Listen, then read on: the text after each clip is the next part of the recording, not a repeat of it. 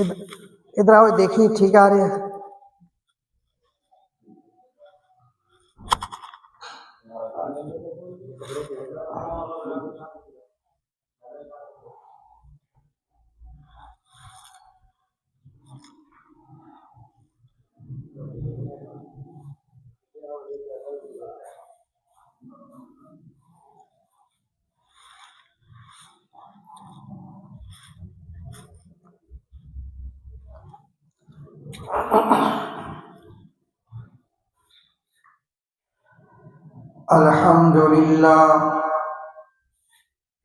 الحمدللہ وحدہ والصلاة والسلام علی من لا نبی بعدہ. الحمدللہ نحمده ونستعینه ونستغفره ونؤمن به ونتوکل علیہ ونعوذ باللہ من شرور انفسنا ومن سیئات اعمالنا ومن يهده الله فلا مضل له ومن يضلل فلا هادي له ونشهد أن لا إله إلا الله وحده لا شريك له. أما بعد فأعوذ بالله من الشيطان الرجيم. بسم الله الرحمن الرحيم. كيف تكفرون بالله وكنتم أمواتا فأحياكم ثم يميتكم ثم يحييكم ثم إليه ترجعون. اللهم صل على محمد وعلى آل محمد كما صليت على إبراهيم وعلى آل إبراهيم إنك حميد مجيد. اللهم بارك على محمد وعلى آل محمد كما باركت على إبراهيم وعلى آل إبراهيم إنك حميد مجيد. میرے نہایت واجب الاحترام بزرگوں، وقت انتہائی کم ہے اور وقت بھی نماز عید الفطر کا. تمام احباب سے گزارش ہے کہ وقت کی پابندی کیجیے گا تاکہ عید الفطر کی نماز اپنے مقررہ وقت پر ادا کی جا سکے. اللہ رب العزت کا بڑا احسان ہے کہ جس نے ہمیں رمضان کے مقدس مہینے کے روزے رکھنے کی توفیق عطا فرمائی، اور اس کا بڑا فضل اور بڑا انعام اور بڑا اکرام ہے کہ اس نے رمضان کے مہینے میں ہمیں اپنی لارے کتاب قرآن مجید سننے سنانے کی، پڑھنے پڑھانے کی توفیق عطا فرمائی، اور رمضان کے مہینے میں اللہ تعالیٰ کی رضا کے لیے اپنے نفس کو دبانے کی توفیق عطا فرمائی. اور اسی طرح اعتکاف کرنے والوں نے اللہ کے گھر میں بیٹھ کر اعتکاف کیا. اللہ تعالیٰ سب کی نیک اعمال کو قبول فرمائے، اور جتنی بھی اس میں کمیاں کمزوریاں رہ گئی ہیں اللہ محض اپنے فضل و کرم سے اسے معاف فرمائے. گرامی قدر، اللہ رب العزت نے کچھ راتوں کو اور کچھ دنوں کو یہ فضیلت عطا فرمائی، اس امت کی بخشش کے لیے بہانے بنائے. اصل میں پہلی امتوں کی عمریں لمبی ہوا کرتی تھی، اور 300 سال کے بعد ان کا بچہ جا کر جوان ہوتا تھا. تو رسول اللہ صلی اللہ تعالی علیہ وسلم ایک مرتبہ غمزدہ ہوئے، پریشان ہوئے کہ پہلے ان لوگوں کی امتیں اور پھر نبیوں کی امتیں اور ان کی عمریں لمبی ہوتی تھی، تو جتنی لمبی عمر اتنی لمبی عبادات بھی، اس کا ثواب بھی۔ تو اللہ رب العزت نے اپنے محبوب پیغمبر محمد رسول اللہ صلی اللہ تعالی علیہ وسلم سے فرمایا، اے میرے محبوب پیغمبر، میں نے تیری امت کے حصے میں کچھ ایسی راتیں کر دی ہیں جو ایک ایک رات اور ایک ایک سجدہ جو ہے وہ ہزاروں سینکڑوں مہینوں کے برابر کا ایک سجدہ ہوگا، اور ان کی عبادات کو میں ڈبل کر دوں گا، اور ان کے نیک اعمال کو میں زیادہ کر دوں گا، اور جتنا بھی اخلاص کے ساتھ بندہ عمل کرتا چلا جائے گا، اللہ رب العزت اتنا ہی اس کے اندر ثواب میں زیادتی کرتے چلے جاتے ہیں۔ ہمیشہ یاد رکھنا،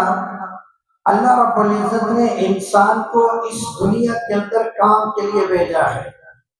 ہمیشہ یہ ذہن میں رکھ لیں کہ 3 ٹھکانے ہیں، اور 3 ٹھکانوں کو ہم نے اور شریعت نے اس کو تقسیم کیا ہے۔ فرماتے ہیں کہ دنیا کام کی جگہ ہے، قبر آرام کی جگہ ہے، اور جنت انعام کی جگہ ہے۔ یعنی یہ 3 چیزیں ہیں ایمان والوں کے لیے، مسلمانوں کے لیے رب تعالیٰ نے بنائے ہیں۔ اللہ فرماتا ہے، اللہ کے حبیب فرماتے ہیں کہ دنیا کام کی جگہ ہے، یہاں کام کریں گے، قبر آرام کی جگہ ہے،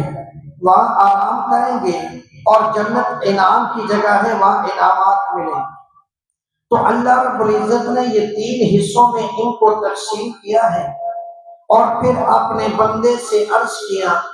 اے میرے بندے، اب تو اس دنیا کے اندر جا کر محنت کرنی ہے، کام کرنا ہے، اور اگر تو کام کر کر کے تھک جائے گا تو قبر میں تجھے آرام پہنچاؤں گا، قبر میں تجھے سکون پہنچاؤں گا۔ لیکن ہم نے اس دنیا میں آ کر تو تھوڑا سا اپنے آپ کو تبدیل کر لیا، کام کی نوعیت کو بدل دیا گیا، کام کی نوعیت کو اور طرف لے آئے۔ اللہ نے فرمایا، کام کرنا ہے میری رضا کے اندر، کام کرنا ہے میری جستجو کے اندر، کام کرنا ہے مجھے پانے کے لیے، کام کرنا ہے جنت لینے کے لیے، کام وہ کرنے ہیں کہ جس میں میری رضا حاصل ہو۔ لیکن ہم نے یہاں پر تھوڑا سا الٹ کر لیا کہ ہم نے کام کیا ہے دنیا کے لیے، ہم نے کام شروع کر دیا اپنے پیٹ و نفس کے لیے، ہم نے کام شروع کر دیا اپنی دنیا بنانے کے لیے۔ اللہ رب العزت نے اسے منع نہیں کیا، اس لیے کہ ہمارا جو دین ہے وہ بین الاقوامی ہے، وہ کاروبار سے منع نہیں کرتا بلکہ کاروبار کی ترغیب دیتا ہے، کاروبار رزق حلال کمانے کی ترغیب دیتا ہے۔ سب سے بڑا مسلمان ایمان والا وہ ہے جو محنت کر کے کما کر کھاتا ہے۔ اللہ کے نبی نے اس کی تعریف فرمائی ہے۔ لیکن میرے بزرگوں، میرے بھائیوں، اللہ رب العزت نے ہمیں بہترین انعامات سے نوازا، بہترین چیزیں دے کر اس دنیا کے اندر بھیجا، اور یہ فرمایا گیا کہ اے میرے بندے، کیف تکفرون باللہ وکنتم امواتا، تو اپنے رب کی ذات کا کیسے انکار کر سکتا ہے؟ کیف تکفرون، تو کیسے انکار کرتا ہے حالانکہ تو کچھ بھی نہیں تھا، تیری کوئی حیثیت نہیں تھی، تیرا کوئی وجود نہیں تھا، تیرا کوئی نام و نشان نہیں تھا۔ اللہ فرماتا ہے تکفرون باللہ وکنتم امواتا، تو مردہ تھا، بے جان تھا، تیری کوئی حیثیت نہیں تھی۔ ثم احیا، اور پھر میں نے تجھے زندگی بخشی، میں نے تیرا جسم بنایا، میں نے تیرے جسم کو بنا کر اس میں روح پرویا، اس میں روح ڈالی ہے، تیرے جسم کو قوی بنایا ہے، اللہ فرماتے ہیں میں نے سارے انعامات کی بارش تجھ پر کر دی ہے، میں نے احسانات کی بارش تجھ پر کر دی ہے۔ اے میرے بندے تجھے یہاں کام کے لیے بھیجا ہے۔ اس کی مثال آپ ایک توجہ سے سماعت کیجیے گا۔ ایک بندہ ہے، اس کو قیمتی ہیرا ملا اور بڑا ہی قیمتی ہیرا تھا۔ اس ہیرے کو لے کر وہ جوہری کے پاس گیا ہے، سنیار کے پاس گیا ہے۔ اس نے اس سنیار کو چیک کرایا کہ مجھے یہ ہیرا ملا ہے۔ اس نے جب اس کو چیک کیا، اس نے کہا کہ یہ تو بڑا قیمتی ہے، اگر تو بیچنا چاہتا ہے تو اس کی قیمت یہاں کوئی ادا نہیں کر سکتا، اس لیے کہ اس کی قیمت کوئی دے نہیں سکتا۔ اگر میں اپنا سارا زیور سونا دے دوں اور یہ دکان دے دوں، اگر ان جیسی 3 دکانیں اور بھی دے دوں، تب بھی اس ہیرے کی قیمت پوری نہیں کر سکتا، اس ہیرے کی قیمت میں ادا نہیں کر سکتا۔ تو میں آپ کو مشورہ دیتا ہوں کہ اس ہیرے کو لے بادشاہ کے پاس چلا جا، بادشاہ آپ کو اس ہیرے کی قیمت ادا کر سکتا ہے، بادشاہ کے علاوہ کوئی اس کی قیمت نہیں دے سکتا۔ اب وہ وہاں سے اٹھا ہے، بادشاہ کے دربار میں آیا ہے، بادشاہ کو ہیرا چیک کرایا ہے، بادشاہ نے ہیرا دیکھا تو ہیرا پسند آ گیا۔ اس نے اپنے وزیر کو بلایا، وزیر سے کہا کہ یہ ہیرا مجھے پسند آ گیا ہے اور کسی ذریعے سے جیسے بھی ہو یہ ہیرا مجھے چاہیے۔ اس نے کہا بے فکر ہو جائیں، میں کوشش کرتا ہوں۔ اب اس نے جس کے پاس ہیرا تھا اس کو بٹھایا اور اس سے بات چیت کی، اس کو کہا کہ ہیرا بادشاہ سلامت کو پسند آ گیا ہے، لہذا آپ ہیرے کی قیمت طے کریں، آپ ہیرے کے بارے میں ریٹ لگائیں۔ اس نے کہا کہ ایک میرا مشورہ مان لے۔ اس وزیر نے اس کو مشورہ دیا کہ مشورہ یہ ہے کہ بادشاہی محل ہے، بادشاہ کا محل ہے اور اس کے اندر ہیرے بھی موجود ہیں، اس کے اندر سونا زیور بھی موجود ہے، اس کے اندر دنیا کی ہر چیز موجود ہے، یعنی کائنات کے اندر جتنی چیزیں ہیں، دنیا کے اندر جتنی چیزیں ہیں، ساری کی ساری شاہی محل میں موجود ہیں۔ تو آپ ایک کام کریں، آپ کے لیے یہ بہتر ہوگا کہ آپ ہیرا بادشاہ کو دے دیں اور بادشاہ سے ہم لے لیتے لکھ پڑھ کہ صبح کے وقت سویرے سویرے آپ آ جائیں اور شاہی محل کا دروازہ کھلا ہوگا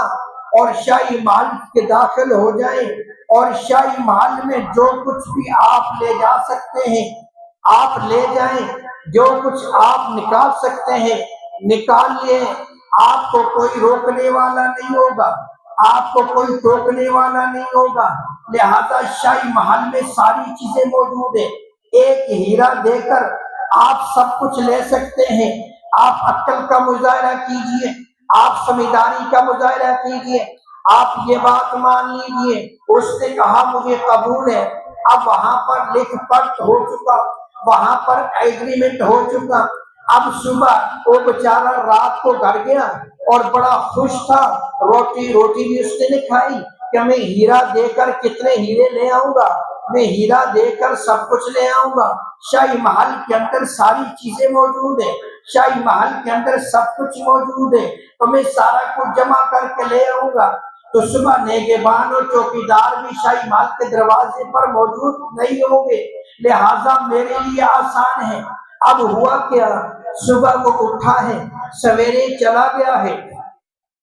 اب جو ایگریمنٹ ہوا تھا، جو لکھ پڑھ ہوئی تھی، وہ ٹائم رکھا گیا تھا، صبح سے لے کر یعنی صبح فجر سے لے کر مغرب کی نماز تک اتنا ٹائم اس کو دے دیا گیا کہ آپ آئیں شاہی محل کے دروازے سے داخل ہو جائیں، یعنی صبح فجر سے لے کر مغرب تک آپ کے پاس ٹائم ہے، آپ جتنا کچھ نکال سکتے ہیں نکال لیجئے، آپ جتنا کچھ لے سکتے ہیں لے لیجئے، لیکن مغرب کے بعد ٹائم ختم ہو جائے گا، پھر آپ کو ایک رتی چیز اٹھانے کی اجازت نہیں ہوگی۔ اس پر ایگریمنٹ ہوا، اس پر دستخط ہو کے دونوں فریقوں کے، اب رات کو خوشی مناتا رہا، صبح میں شاہی محل میں داخل ہوں گا، میں بہت سارا سونا لے کے آؤں گا، میں بہت ساری چیزیں لے کے آؤں گا، تو میرا واہ واہ میری واہ واہ ہو جائے گی۔ اب یہ بیچارہ صبح اٹھا ہے اور صبح اٹھ کر گیا شاہی محل کے دروازے پر، واقعی وہاں دروازہ کھلا تھا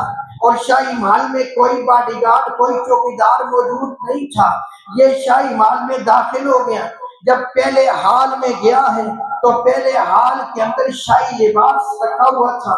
ٹنگا ہوا تھا، شاہی لباس رکھا ہوا تھا۔ اب اس نے جب لباس دیکھا، بڑا قیمتی لباس ہے، بڑا اچھا لباس ہے، بڑا اعلیٰ لباس ہے۔ اب سامنے بڑا سارا شیشہ لگا ہوا ہے، اب ادھر لباس لٹک رہا ہے، ادھر شاہی لباس ہے، ادھر شیشہ ہے۔ اس نے اس طرح کیا، ایک لباس اس نے پہنا ہے، شیشے کے سامنے جا کر کھڑا ہوتا ہے، کہتا ہے چلو یہ بھی اچھا ہے، یہ بھی اچھا نظر آتا ہے، ذرا یہ لباس پہن کے چیک کرو کیسا ہے۔ اس نے دوسرا لباس پہن کر دیکھا، یہ بھی اچھا ہے، تیسرا لباس پہن لیتا ہوں۔ اب اس کے دل کے اندر یہ خیال تھا کہ ٹائم بہت زیادہ ہے، اس لیے شام تک، مغرب تک میرے پاس ٹائم ہے، جاتے ہوئے سارا کچھ باہر نکالوں گا، ابھی تو صبح صبح کا ٹائم ہے۔ اب اس نے دو گھنٹے تو لباس پہننے پہ لگا دیے، 2 گھنٹے تو لباس چیک کرنے پہ لگا دیے کہ یہ لباس، یہ لباس، یہ لباس، اور دل میں خیال تھا جاتے ہوئے سارا لباس ساتھ لے جاؤں گا۔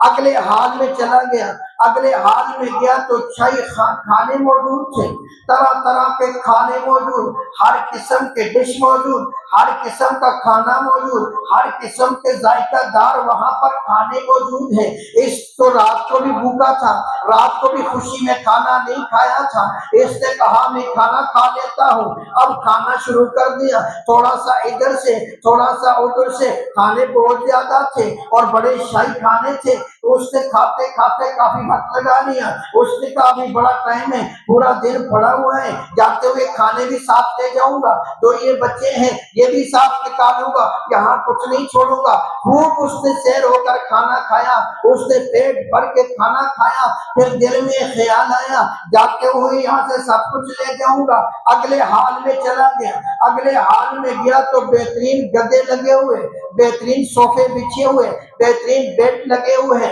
نرم نرم پولے پولے گدے لگے ہوئے۔ اب اس نے کہا بھائی یہ عالی شان گدے اور یہ شاہی گدے، اور دیکھو شاہی محل میں شاہی گدے، میری تو موجی ہوگی، جاتے ہوئے یہ بھی سارا کچھ باہر نکالوں گا، تھوڑی دیر تو گدے کے اوپر بیٹھوں نا، بیٹھ کے نرم چیک تو کروں نا۔ اب رات کو سویا نہیں تھا نا، تو وہ لیٹا تو نرم گدا تھا، شاہی گدا تھا، اس کو نیند آ گئی۔ اب نیند جب غلبے میں آئی ہے، ایسا سویا، ایسا سویا، ایسا سویا کہ مغرب کی اذان ہو گئی اور اس کا ٹائم ختم ہو گیا، اور ادھر سے اس بادشاہ کے باڈی گارڈ بھاگتی آئی، اس کو بیدار کیا، اس کو کہا نکلو یہاں سے، اب تو کچھ بھی لے کے جا نہیں سکتا۔ اس کو دھکے مار کے باہر نکال دیا، ایک چیز بھی وہ باہر نہیں لا سکا، وہ باہر نکال نہیں سکا شاہی محل سے۔ اس نے کہا مجھے تھوڑا سا نکالنے دو، اس نے کہا نہیں، ایگریمنٹ ہو گیا تھا، لکھ پڑھ ہو گئی تھی،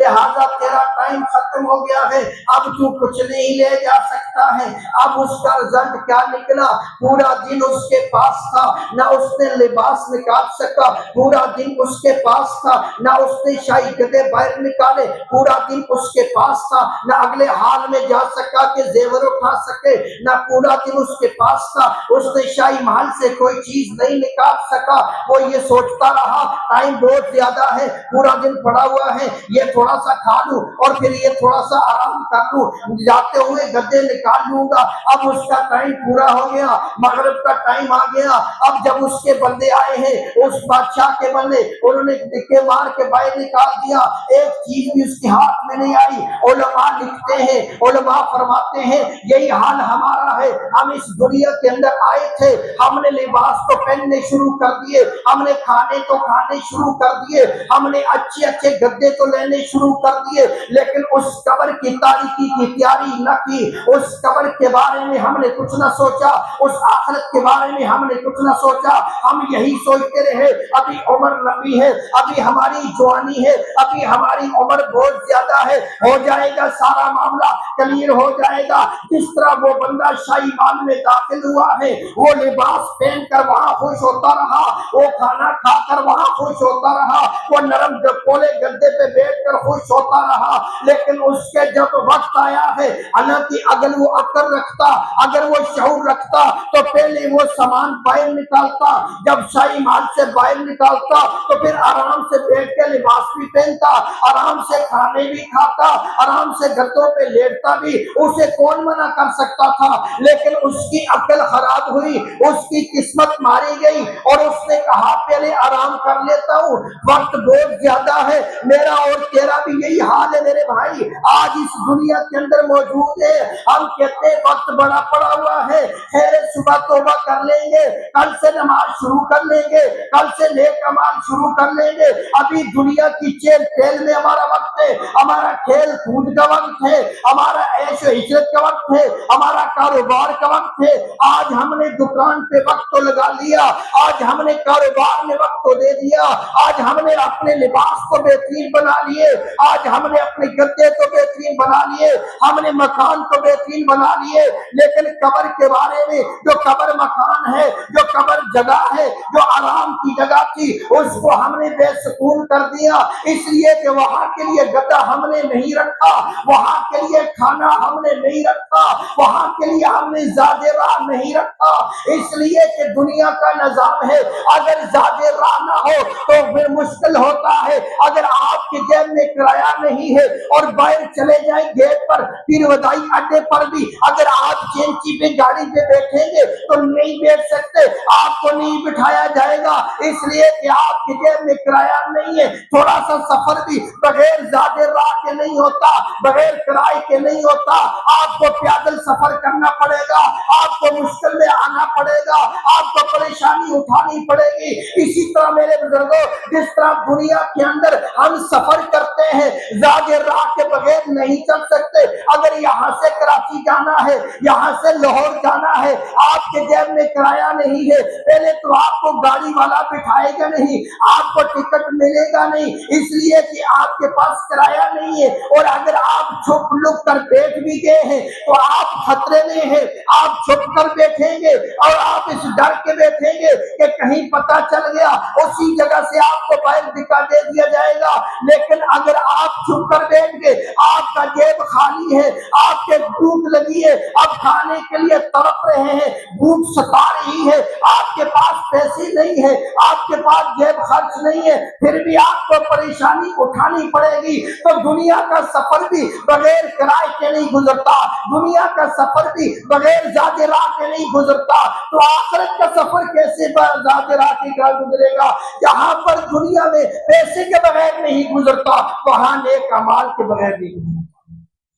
نیک اعمال ہوں گے قبر روشن ہوگی، نیک اعمال ہوں گے، اس لیے فرماتے ہیں کہ دنیا کام کی جگہ ہے، قبر آرام کی جگہ ہے، اور جنت انعام کی جگہ ہے۔ اللہ نے یہ تین ٹھکانے مومن کے لیے بنائے ہیں، قبر کو عذاب کی جگہ نہیں بنایا ہے بلکہ آرام کی جگہ بنایا ہے، بلکہ حدیث میں آتا ہے، حدیث پاک میں آتا ہے کہ قبر جو ہے نا، قبر یہ ایمرجنسی وارڈ ہے، ایمرجنسی وارڈ ہے، اگر ہمارے گھر میں کسی کو کوئی تکلیف ہو جاتی ہے رات کو تو ہم کہاں لے کے جاتے ہیں؟ ایمرجنسی وارڈ میں لے کے جاتے ہیں نا۔ تو ایمرجنسی وارڈ کا کیا معنی ہے کہ وہاں مختصر عملہ ہوتا ہے، زیادہ لمبا چوڑے ڈاکٹر نہیں ہوتے ہیں، مختصر سا عملہ ہوتا ہے، اور زیادہ وہ پوچھتی بھی نہیں ہے، مختصر سوال کرتے ہیں، تیرا یہ مسئلہ تو نہیں، یہ مسئلہ تو نہیں، قبض تو نہیں، یہ نہیں ہے، وہ نہیں، تو 3 سوال پوچھتے ہیں، اور اس سے وہ ڈاکٹر یہ معلوم کر لیتے ہیں کہ اس کی بیماری کی نوعیت کیا ہے، اور اگر بیماری کی نوعیت بڑھ گئی ہے تو پھر ڈاکٹر وہاں لکھ دیتے ہیں کہ آپ کو وارڈ میں شفٹ کر دیا جائے گا، یعنی وہیں پر سے وارڈ میں شفٹ کر دیا جائے گا۔ اب آپ کو ڈاکٹر وہ دوائی نہیں دیں گے، بلکہ آپ صبح بڑے ڈاکٹر کا انتظار کریں گے، صبح وارڈ کا بڑا ڈاکٹر آئے گا، وہ دوائی کا نسخہ آپ کے لیے جو بھی متعین کرے گا، ٹیسٹ دے کر وہ کرے گا۔ تو ایمرجنسی وارڈ میں اگر ڈاکٹروں نے سمجھ لیا کہ اس کی بیماری کی تشخیص اتنی نہیں ہے تو آپ کو مختصر سی دوائی دے کر، ٹیکا وغیرہ، دوائی بوتل جو بھی ہے نظام، گولی وغیرہ دے کر آپ کو واپس گھر بھیج دیا جائے گا، کیونکہ بیماری آپ کی نہیں۔ اسی طرح قبر جو ہے نا، یہ ایمرجنسی وارڈ ہے، جب قبر کے اندر میت کو رکھ دیا جاتا ہے تو وہاں لمبا چوڑے وہاں ڈاکٹر نہیں ہے، وہاں صرف 2 ڈاکٹر دو فرشتے آتے ہیں، من ربوں کا من دینوں کا، اور سوال بھی مختصر ہوتے ہیں. جس طرح ایمرجنسی وارڈ میں سوال مختصر، عملہ مختصر، اسی طرح ایمرجنسی قبر میں بھی عملہ بھی مختصر اور سوال بھی مختصر. ان سوالوں سے فرشتے جانچ لیتے ہیں کہ اس کی بیماری کی نوعیت کیا ہے. اگر اس کی بیماری کی نوعیت زیادہ ہے تو پھر اس کو وارڈ میں شفٹ کر دیا جاتا ہے، یعنی جہنم کی طرف سے کھڑکی کھول دی جاتی ہے، اور پھر اس پر جو ہے سانپ، بچھو اور طرح طرح جو بھی عذاب، جو بھی صورتیں وہ طے کرتے ہیں. جس طرح بندہ بیمار ہوتا ہے اس کو ٹیکا لگاتے ہیں تو وہ سانپ ٹیکا لگانے کے لیے موجود ہے. اگر جس طرح ڈرپ لگتی ہے اسی طرح وہ ایک بچھو موجود ہے، ڈرپ لگاتا ہے. اور اسی طرح قبر کا دبانا ہے، قبر دبا دیتی ہے، ایک پسلی دائیں پسلی بائیں پسلی میں گھس جاتی ہے.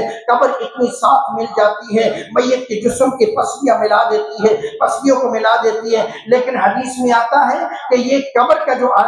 فتنہ ہے یہ مومن پر بھی ہوگا، کافر پر بھی ہوگا. یعنی اس میں یہ چیز نہیں ہے، سب کے لیے ہوگا. اگر کوئی مومن آدمی ہے نا، قبر کا فتنہ اس کے لیے بھی ہے، یعنی قبر کا دبانا اس کے لیے، کیونکہ مٹی کے اوپر آپ چلتے رہے نا، کبھی تو تیز پاؤں سے بھی چلے ہوں گے، کبھی مٹی کے اوپر کس صلاحیت سے چلے ہوں گے، تو قبر اپنا حساب ضرور لے گی. تو قبر کا دبانا جو ہے یہ مومن کے لیے بھی ہے اور دوسرے کافر کے لیے بھی ہے، لیکن اس میں فرق ہے. حدیث پاک میں آتا ہے مومن کا دبانا ایسا ہوگا جیسے آپ کا والد صاحب ہے یا میرے والد صاحب یا کوئی بھی بزرگ ہیں، وہ گھر میں آئے اور آپ گھر میں گئے تو آپ کو کہا کہ بیٹے میری ٹانگوں کو درد دبا یا میرے سر میں درد دبا، تو آپ اس کے سر کو دباتے ہیں. سر میں درد ہوتا ہے تو سر کو دبایا جاتا ہے، اس کو سکون ملتا ہے. ٹانگوں کو دبایا جاتا ہے، اس کو سکون ملتا ہے. حدیث میں آتا ہے کہ مومن کو جب دبایا جائے گا تو اس کو سکون ملے گا، اس کو یہ مطمئن ہوگا، اس کو سکون ملے گا، اس کے جسم میں جو درد سارے ختم ہو جائیں گے، یعنی کہ اس کے درد نہیں رہیں گے. جس طرح آپ مریضوں کے جسم کو دباتے ہیں اور اس کو سکون ملتا ہے. سر میں درد ہو جائے آپ کہتے ہیں سر کو دباؤ سکون ملتا ہے، تو سر کو سکون ملتا ہے، آرام ملتا ہے، سکون ملتا ہے. اسی طرح مومن کا قبر کے حال ہوگا کہ قبر کا اس کا دبانا سکون کا باعث ہوگا، اس کے لیے سکون کا باعث ہوگا. اور جب یہ ہٹے گی تو اتنے میں سے اس کا منظر نظر آ جائے گی، قبر نظر آ جائے گی. تو اس لیے اللہ فرماتے ہیں کیف تکفرون باللہ وکنتم امواتا فاحیاکم ثم یمیتکم ثم یحییکم ثم الیہ ترجعون. اللہ فرماتے ہیں تم اپنے اللہ کا کیسے انکار کرتے ہو؟ کیف تکفرون، کیسے انکار کر رہے ہو؟ جس طرح ایک باپ اپنے یعنی باپ بیٹے کو کہے بیٹے تو کس طرح میری نافرمانی کر رہا ہے، کیا میں نے تجھے بچپن میں نہیں پالا پوسا؟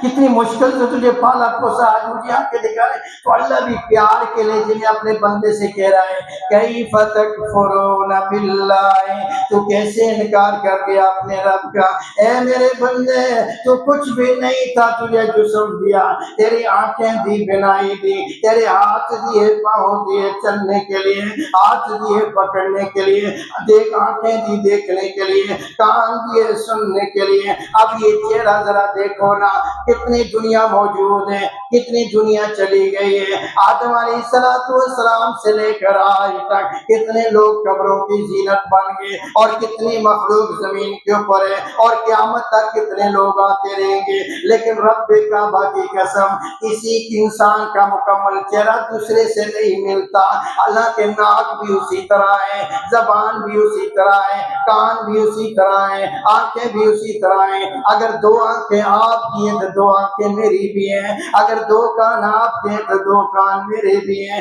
لیکن اللہ نے یہ تھوڑے سے جسم کے اندر ایک چہرے کے کتنا سا فٹ ہے، اور اتنے چھوٹے سے چہرے کے اندر اللہ نے ناک بھی رکھ دیا، اللہ نے کان بھی رکھ دیا، اللہ نے آنکھیں بھی رکھ دی، اللہ نے دانت بھی لگا دیے، اللہ نے زبان بھی اندر رکھ دی ہے. اللہ رب العزت نے ساری چیزیں اس کے اندر رکھ دی ہیں. لیکن رب کعبہ کی قسم آدم علیہ السلام سے لے کر قیامت تک جتنے آئیں گے کسی کا چہرہ دوسرے سے مکمل نہیں ملتا، نہیں ملتا. کچھ نہ کچھ فرق اللہ رب العزت نے رکھ دیا. اللہ رب العزت نے اس میں کچھ نہ کچھ فرق رکھ دیا. بھائی توجہ کریں، چندہ کریں، جزا کریں. اوپر والے جو ساتھی ہیں اوپر والے بھی ایک بھائی چندہ کر کے نیچے بھیج دیں. بھائی ساتھ ساتھ وہ کام بھی نپٹائیں تاکہ نماز اپنے وقت پر جماعت ہو جائے۔ تو میں عرض کر رہا تھا اللہ رب العزت نے شکوہ کیا ہے کیف تکفرون باللہ وکنتم امواتا، تم اللہ کا کیسے انکار کر بیٹھے،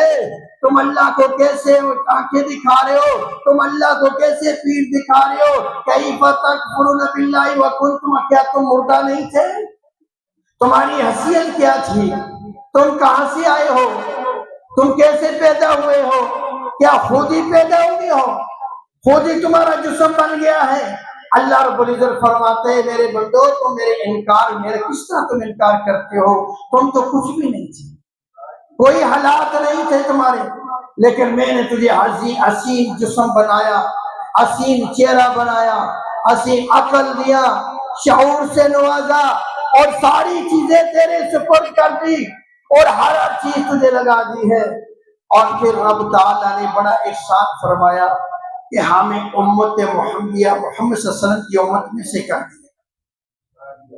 ہم یہ اللہ کا احسان بھی نہیں پورا کر سکتے، اس لیے کہ نبیوں نے خواہش کی ہے یا اللہ مجھے ہمیں امت محمدیہ میں کر دیا۔ ہم نے کوئی خواہش نہیں کی، اللہ نے بل مانگے ہمیں عطا کر دیا، بغیر مانگے اللہ رب العزت نے ہمیں یہ عطا کر دیا،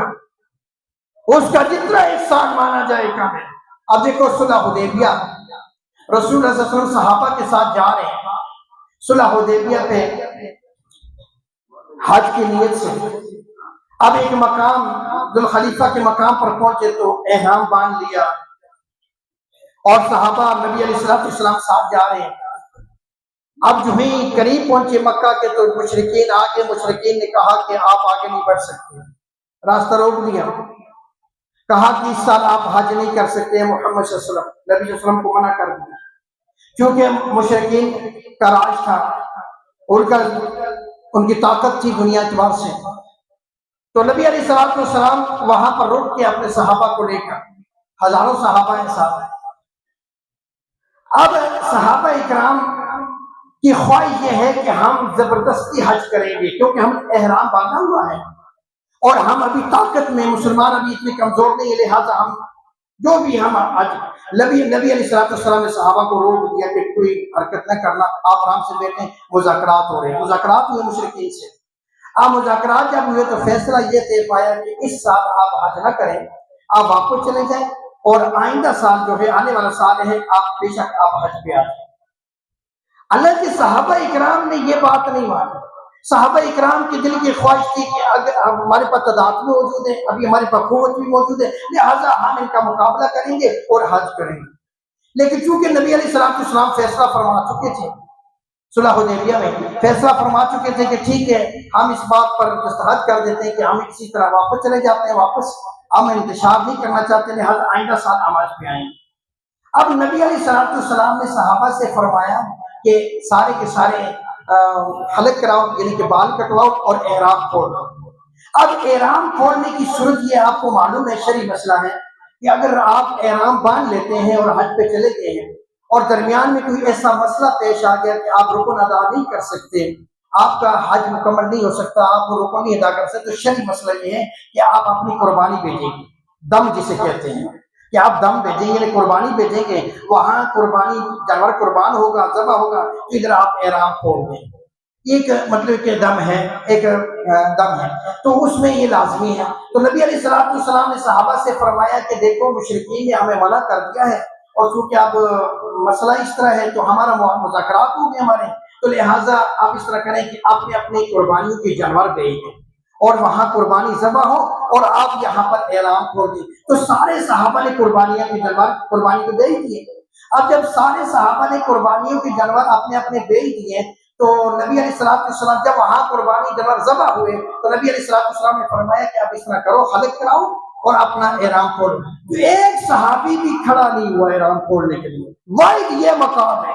واحد پوری زندگی میں صحابہ ایک یہ جگہ آئی ہے جہاں پر صحابہ اکرام نے نبی علیہ السلام کی بات پر توجہ اس طرح نہیں کی کہ جس طرح کرنی چاہیے تھی۔ نبی صلی اللہ علیہ وسلم فرمانے کہ احرام کھول دو، صحابہ اکرام کے اندر یہ خیال ہے کہ ہم طاقت کے اندر ہیں، ابھی الحمد اسلام تو اگر غلبے کے اندر ہے تو ہم اس سے طاقت سے مقابلہ کریں گے. تو بڑے بڑے صحابہ موجود ہیں, تو انہوں نے کہا کہ یا رسول اللہ ہم دب کر کیوں فیصلہ ان کے آگے کریں, ہم دب کر کیوں ان کے آگے جھک کر فیصلہ ان سے کریں یا ان کے سامنے کریں, لہٰذا ہم طاقت میں. تو ہم نبی علیہ السلام نے 2 مرتبہ کہا کہ احرام خلق کراؤ اور احرام کھولو, کوئی صحابی نہیں اٹھا. تیسری مرتبہ نبی علیہ السلام نے فرمایا کہ حلق کراؤ احرام کھولو, کوئی صحابی نہیں اٹھا. تو اتنے میں نبی علیہ السلام اپنے خیمے میں چلے گئے جو خیمہ لگایا تھا, اور ساتھ ام سلمہ رضی اللہ تعالیٰ عنہ, کیونکہ نبی علیہ جہاں بھی جاتے تھے نا ساتھ ایک عالیہ محترمہ کو ساتھ لے جاتے تھے, تو نبی علیہ السلام کی ازواج محترمہ ام سلمہ رضی اللہ تعالیٰ عنہ ان کے ساتھ ہیں.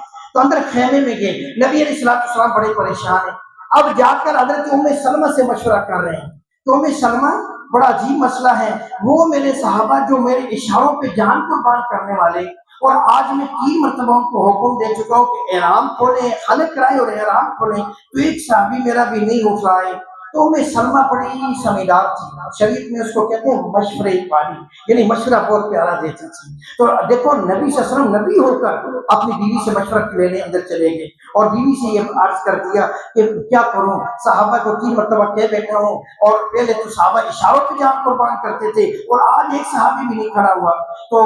ام سلمہ نے کہا یا رسول اللہ آپ صحابہ کے بارے میں یہ نہ سوچیں کہ صحابہ آپ کی بات نہیں مانتے, وہ آپ کی دیوانے پروانے, لیکن صحابہ کو دل پہ چوٹ لگی ہے, دل پہ چوٹ لگی ہے کہ ہم اتنے احرام باندھ کر اتنا سفر, کافی سفر طے کر کے ہم یہاں قریب پہنچے اور ہمیں قریب روک دیا گیا, اور ہم تعداد میں بھی ہیں تو کوٹ میں بھی, لہٰذا یہ بات ہے. اور باقی میں آپ کو ایک مشورہ دیتی ہوں. فرمایا کیا مشورہ؟ فرمایا مشورہ یہ دیتی ہوں آپ باہر جا کر یہ صحابہ سے نہ کہیں کہ حلق کراؤ احرام کھولو, یہ نہ کہیں, بلکہ خود باہر جائیں اور ایک صحابی کو بلائیں, فرمائیں میرا حلق کرو, آپ اپنا حلق کرائیں, اپنا احرام کھولیں, پھر دیکھیں ہوتا کیا ہے. نبی علیہ السلام نے فرمایا کہ جزاک اللہ, اللہ تعالیٰ آپ کو خوش رکھے. نبی علیہ السلام باہر آئے, باہر آ کر ایک صحابی کو اشارہ کیا, صحابی ہے, فرمایا میرا حلق کرو, حلق کرایا, آپ نبی صلی اللہ علیہ وسلم احرام کھولا. جو ہی نبی علیہ السلام نے حلق کرایا, سارے صحابہ نے حلق کرایا, سارے صحابہ نے حلق کرا. اور نبی علیہ السلام نے جو ہی احرام کھولا تو مڑ کے دیکھا تو سارے صحابہ نے احرام کھولا ہوا تھا, سب صحابہ احرام کھول چکے تھے. تو اس لیے میرے بزرگوں, میرے بھائیوں, نبی علیہ السلام کی اداؤں کو اپنانا, اور نبی علیہ سے معلوم ہوا کہ مشورے میں خیر ہوتی ہے, ہر کام میں مشورہ لے لیا کرو. اور ابھی وقت چونکہ مکمل ہو چکا ہے تو چندہ ہو گیا بھائی, اوپر احباب سے چندہ نیچے آ گیا. اچھا, نماز کا طریقہ تو آپ کو یاد ہوگا نا, ابھی سال پہلے پڑھی تھی. نیت کرنے کے بعد ولا الہ غیر تک پڑھیں گے تو اللہ اکبر امام کرے گا, تو آپ نے بھی اللہ اکبر کر کے ہاتھ چھوڑ دینے ہیں, 1 بار 2 بار 3 بار, تیسری بار آپ نے ہاتھ باندھ دینے. قرات ہوگی, سورت ہوگی, رکوع ہوگا, سجدہ ہوگا, پھر دوسری رکعت کے لیے کھڑے ہوں گے. تو دوسری رکعت کے اندر پہلے قرات ہوگی, اور رکوع جانے سے پہلے اللہ اکبر ہوگا, تو آپ نے کانوں تک ہاتھ اٹھا کر ہاتھ چھوڑ دینے ہیں, 1 بار 2 بار 3 بار, اور چوتھی بار جب اللہ اکبر ہوگا تو آپ نے رکوع کرنا ہے. تو باقی نماز اسی طرح. تو صف سیدھی کرے ذرا, کندھے سے